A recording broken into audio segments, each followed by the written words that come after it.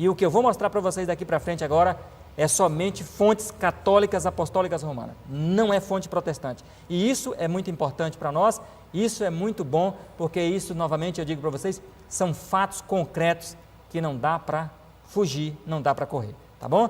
Na figura seguinte, então, nós vamos ver aí as declarações de blasfêmias papais. Vamos apurá-las agora de perto, uma por uma.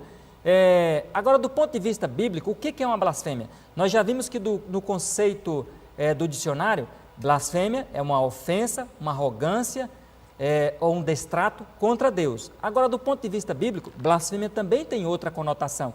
Você pode acompanhar aí? Acompanha que você vai ver. Abre aí sua Bíblia em Lucas, capítulo 5, versículo, está na tela aí, 21, e vamos ver o que é blasfêmia do ponto de vista bíblico. Diz assim: os escribas e os fariseus começaram a pensar, quem é este que diz blasfêmias falando sobre Jesus? Quem pode perdoar pecados senão somente Deus? E agora, realmente, qual a única pessoa nesse planeta, nesse universo que pode perdoar pecados? Deus. Deus e somente Deus. Bom, mas Jesus era Deus também, tinha a autoridade de Deus, por isso que Jesus perdoava pecado, ok? Então não há dúvida que Jesus tem a mesma autoridade de Deus, senão ele não poderia perdoar pecado. E Jesus estava perdoando o pecado de uma pessoa que chegou a ele.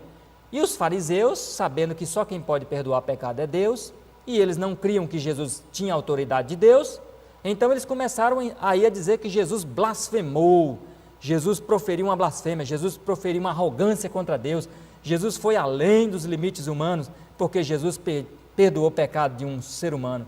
Aí na visão farisaica, como que um ser humano pode perdoar pecado de outro ser humano? Realmente, do ponto de vista bíblico, isso é pecado. Um ser humano não tem poder para perdoar pecado de ser humano, mas Jesus não era um mero ser humano. Jesus, ele era o homem Deus, divino humano. E é isso que os fariseus não entendiam.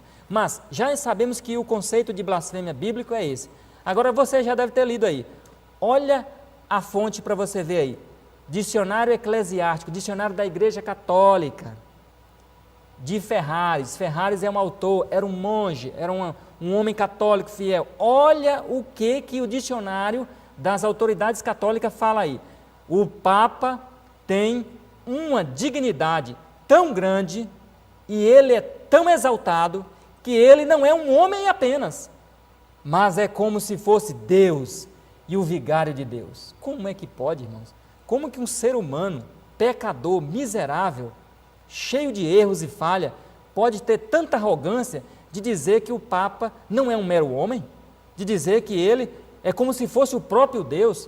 Pensa bem nessa arrogância. Então, a profecia já dizia, e eu digo para você, nós vamos ver aqui dezenas de arrogâncias, dezenas de blasfêmias. Se a profecia dissesse que a ponta pequena iria proferir muitas blasfêmias, e se nós fôssemos procurar na história e não encontrássemos o Papa proferindo nenhuma blasfêmia, iríamos entrar em parafusos para poder então colocá-lo como a ponta pequena. Mas a história confirma, e por isso não há nenhuma dificuldade em classificar o papado como a ponta pequena, como o filho da perdição, como homem do pecado, como nós vimos no estudo número 2, falando ali sobre 2 Tessalonicenses, capítulo 2, ok? Na figura seguinte, nós então vamos ver aí a próxima blasfêmia. É cada uma pior do que a outra, você vai se assustar, porque eu me assustei. Como que seres humanos pode chegar a tal nível de arrogância, de exaltação? Você que é católico, não se ofenda, porque o que eu vou mostrar para você está escrito nas autoridades dos concílios católicos, livro 2, capítulo 4, página 266, olha na tela aí, todos os nomes que nas escrituras são aplicados a Cristo, em virtude dos quais se estabelece que ele, Jesus, é o cabeça da igreja, todos os mesmos nomes pode ser aplicado ao Papa. Irmãos, espera aí, que é isso? Como que todos os nomes que são aplicados a Jesus, o leão da tribo de Judá, o Cordeiro de Deus, a raiz de Jessé, a raiz de Davi, a estrela da manhã, todos esses nomes podem ser aplicados ao Papa? Você quer uma arrogância maior do que essa? Como que uma pessoa pode roubar os títulos, pode usurpar os títulos que pertencem a Jesus, o Filho de Deus, o Imaculado de Deus, que nunca teve pecado, que não sabe o que é pecado, o único ser humano que pisou esse planeta, que era puro e santo, e ele era digno desses títulos? Como que alguém pode roubar esses títulos e dizer que ele tem esses mesmos títulos? Para você ver que a profecia não falha. a ponta pequena iria ser muito arrogante, muito exaltada, a ponto de roubar todos os títulos que pertenciam a Jesus para si mesmo. E não é digno nem de chegar ao pó, mas ele fez isso. E essas fontes que eu estou passando para você são todas fontes católicas, não é nada protestante aqui. Portanto, são fontes seguras, concretas e vindas da autoridade romana, ok? Você pode levar para o seu padre aí na sua paróquia e perguntar para ele: padre, como que pode? Material nosso católico dizendo que o Papa tem a mesma autoridade de Jesus, como que o senhor explica isso? Vá na sua paróquia e pergunte para ele.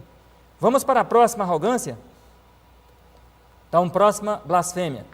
Temos aí o Papa Bonifácio VIII, que viveu no ano 1294. Olha o que o Papa Bonifácio VIII falou. Nós, os papas, declaramos, dizemos, definimos e pronunciamos, olha só, que é absolutamente necessário para a salvação de toda criatura humana a sujeição ao pontífice romano. Como que pode, irmãos? Ele está se colocando como canal, como o caminho, a verdade e a vida. Jesus disse que ninguém vai ao Pai senão por ele. Bonifácio VIII disse assim, que para o ser humano se salvar, ele tem que ir até o Papa, ele tem que se sujeitar ao Papa, ele tem que buscar o Papa como o caminho, a verdade e a vida. Quer uma arrogância maior do que essa? Quer uma blasfêmia maior do que essa? E esses homens não falavam brincando. Se você às vezes encontra um bêbado na rua aí, falando besteirol, querendo ser Deus, ou ofendendo a Deus, xingando a Deus, olhando para o céu e xingando a Deus, Deus não leva nem em conta, porque ele está bêbado e é um pobre coitado, que não tem valor nenhum as suas palavras. Agora, quando um homem que está sentado num trono, se colocando como dignidade divina na terra, como um homem em sua sã consciência, como um homem que é um líder religioso máximo, universal, profere isso aqui, aí não, aí a coisa é diferente, aí Deus vai tratar de outra maneira. E aí se torna o quê? Uma blasfêmia de alto nível para Deus. Vamos na figura seguinte?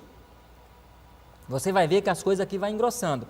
Papa Júlio II, e você pensa que o Papa anterior falou aquilo que o que vem na frente, ele não aceita a arrogância? Pelo contrário, ele confirma e busca outra mais. Olha aqui, ó, Papa Júlio II, 50º Concílio Luterino, ano 1512, depois ali no período de Lutero, naquele embate ali, olha o que esse Papa Júlio II falou, falando do Papa: tu és o pastor, com P maiúsculo, és o médico, és o governador, com G maiúsculo, simbolizando Deus que governa o universo, tal qual o mordomo finalmente, tu és outro Deus na terra. Irmãos, quando eu li isso aqui eu me espantei, eu fiquei pensando, até cheguei a falar comigo mesmo, né? Meu Deus, como que pode um ser humano chegar a tanta arrogância, a tanta soberba, de dizer que ele é outro Deus na terra? Como que pode um ser humano que mortal, pecador, imundo,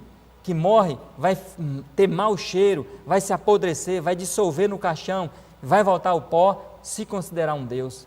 Mas é isso que acontece, irmãos. É isso que ocorre quando o homem rouba a dignidade pertencente a Deus e quando, infelizmente, ele se encaixa na profecia ao pé da letra. A profecia vai se cumprindo na cabeça dele, sem que ele perceba, sem que ele veja. Vamos para a figura seguinte? E na figura seguinte, nós vamos ver aí o livro católico chamado Roma Como É, página 180. Olha o que está escrito nesse livro. Dado em Roma, de nosso palácio, a 10 de fevereiro de 1817, ó, tem pouco tempo isso aí. Olha onde é que está 1817. A 14ª jurisdição do Santíssimo Pontífice. Ele não é santo não, ele é santíssimo, é mais do que santo. Pai em Cristo, olha só, quer dizer, o Papa é considerado o pai de Jesus. É um absurdo ler algo desse tipo. E nosso Senhor Deus, o Papa, para a Igreja Católica, é considerado o quê? O nosso Senhor Deus, Papa Leão XII. Para você ver, isso aqui não é brincadeira, isso aqui não foi escrito por crianças, por jovens, isso aqui foi escrito por pessoas que ocupam uma cadeira na terra, um trono, e realmente, como diz lá em 2 Tessalonicenses capítulo 2, versículo 5 e diante, senta no trono querendo ser Deus, assemelhando-se a Deus e parecendo Deus. Vocês percebem como a profecia, ela bate em cheio no alvo? Então eu digo para você, quando você vai estudar a profecia de Apocalipse capítulo 13, a profecia de Daniel capítulo 7, versículo 10, 19, 20. Quando você vai estudar essas profecias e você coloca ali ao lado delas a história, os fatos católicos reais, e você não tem mais dúvida, você fica esclarecido de que isso aqui não é invenção nenhuma de protestante, não é invenção nenhuma, muito menos de adventista. Nós só estamos pegando o seguinte, só peguei só a história, a profecia e as declarações da própria igreja romana, juntei tudo e deu nisso aí. Deu no quê? Na montagem do quebra-cabeça, onde o Papa realmente é tudo o que falamos até aqui, no primeiro estudo e no segundo estudo e no estudo de hoje, como vocês estão vendo. É a ponta pequena que cresce em arrogância e em exaltação. No próxima figura, vamos ver o que está escrito? Concílio Vaticano I, isso aqui também não está longe, Papa Pio IX, 1870, olha só, o Papa é Cristo, está vendo? É direto esse texto aí, ó. O Papa é Cristo em exercício, Cristo em jurisdição e poder. Nós nos prostramos perante sua voz, ó piedoso, como perante a voz de Cristo. Irmãos, percebe? Ele recebe a adoração, ele aceita a adoração que é dada a Jesus. Por isso que realmente, como falamos no estudo anterior, a mente dele já está cauterizada. Ele rouba toda a adoração que é dada a Deus, a Cristo, para ele. E, na verdade, quem é adorado? Quando o pontífice romano, alguém se ajoelha diante dele para beijar o seu anel. Você sabe quem é adorado, não sabe? Lembra do grande conflito, página 50, no primeiro estudo que nós tivemos aqui, de 2 semanas atrás, desse assunto, que ele é o secretário do anjo caído. Então, quando a pessoa se ajoelha diante do Papa, beija o seu anel, curva-se diante dele, presta adoração e reverência para ele, essa adoração, essa reverência vai para Lúcifer, infelizmente e drasticamente. Está vendo aí? O Papa é Jesus em exercício, é arrogância em cima de arrogância. Pouco tempo, há mais ou menos 140 anos atrás, você está vendo aí, ó. E tudo isso aqui, como eu disse para vocês, são fontes fidedignas católicas, fontes romanas. Não há nenhuma fonte aqui que eu estou trazendo até então protestante, apenas fonte católica para alguém não dizer que estamos tendo alguma tendência, de forma alguma. Queremos apresentar um estudo claro, transparente, honesto, ou seja, alguém tem que sustentar o que falou. E se eles falaram, eles sustentam. O bom de Roma é isso, que Roma não maqueia, Roma admite tudo o que falou. E nós vamos ver no estudo número 4, no número 5, isso aí, ela agora falando, que ela admite tudo o que ela falou e ela continua sendo tudo o que ela disse. Na figura seguinte, nós temos ainda outro título violento aí, ó. Eu estou trazendo cada vez mais perto para o ano 2000, olha só. Grandes cartas encíclicas papal. Leão XIII, 20 de junho de 1894. Olha o que está escrito aí. Essa blasfêmia aqui é para se assustar. Se você não estiver sentado, você vai cair. Nós, nesta terra, ocupamos o lugar do Deus Todo-Poderoso. Irmãos, pensa bem. Novamente, se você abrir Tessalonicenses capítulo 2, você não vai ver outra pessoa nenhuma na terra cumprir tão bem esse texto como os papados, como os papas. É incrível como que a profecia bate em cheio. Quando a gente lê esse versículo, é incrível mesmo, viu? Diz assim o versículo 4. Ele se opõe, segundo Tessalonicenses, capítulo 2, versículo 4, ele, o filho da perdição, a ponta pequena, o papado, se opõe e se levanta contra tudo o que se chama Deus. Estamos acabando de ler aqui agora. Continua. De sorte que se assentará como se fosse Deus, no templo de Deus, no trono de Deus, querendo ser Deus. Como que pode, né? Você viu uma profecia dessa se cumprir tão claramente, com o que estamos acabando de ver? Eu desafio você novamente, procure no planeta Terra uma outra pessoa, um outro líder religioso, um outro homem de qualquer nação, de qualquer época, que cumpra esse texto aqui, ó. Eu desafio você a procurar. Porque não tem, irmãos. Porque foi esse personagem que ocupou durante 1260 anos toda essa arrogância. Na figura seguinte, nós vamos aí adiante e vamos ver cada uma loucura em cima de outra loucura. Enciclopédia Católica, volume 12, artigo O Papa, página 265. Olha o que está escrito na Enciclopédia Católica. Isso aqui é coisa oficial da igreja. A autoridade papal, judicial, incluirá o poder para perdoar os pecados. Lembra o que os fariseus falaram para Jesus? Isso é uma blasfêmia? Quem tem poder de perdoar pecado, senão só Deus? E realmente, isso aqui é blasfêmia. O que Jesus fez no passado, não, porque Jesus, ele era Deus, ele tinha a autoridade de Deus. Mas isso aqui é blasfêmia ao quadrado, ao cubo, elevado à potência 10, elevado à potência 100, e sei lá mais o que. Uma coisa é certa, irmãos, é algo realmente que foge à normalidade humana. Você pode pensar, as pessoas que escreveram isso aqui não estavam em sã consciência. Você se engana, eles estavam sim, eles sabem o que fazem, eles sabem o que querem fazer, eles sabem onde estão, e no fim eles irão fazer coisa muito mais do que isso aqui. Isso aqui é apenas o começo do que você ainda vai ver pela frente aí. Bom, nós vamos ver na figura seguinte, outra arrogância, outra blasfêmia. Eu botei pelo menos 10, eu não quis botar todas, porque senão a gente ia passar 1 hora aqui falando só de blasfêmia papal. E tudo fonte católica. Olha o que diz aí essa fonte aí. O Nacional Católico. Qual é o ano? Estamos chegando, hein? 1895, julho de 1895. O Papa não é somente um representante de Jesus. Olha o que ele é. Mas ele é o próprio Jesus Cristo, ocultado sobre o véu da carne. É coisa tremenda, né? Meu amigo católico, você que é sincero, você que quer adorar a Deus e não o homem, meu amigo protestante evangélico, pense bem o que você tem feito da sua vida e que curso você tem seguido na religião. Pense bem, quando o seu líder religioso se levanta e ele se diz que ele não é apenas o representante de Jesus, que ele é o próprio Jesus Cristo, que ele está no lugar de Jesus Cristo, que ele está no mesmo nível de Deus, pense bem, que fim terá você ainda nesse caminho? Pense bem, querido amigo católico, pense bem, reflita, quem é que você tem seguido, seu líder? Porque se o seu líder se encontra em apuros diante de Deus, porque se encontra, se você quiser saber, é só você abrir Apocalipse 20 que você vai saber qual é o fim dele.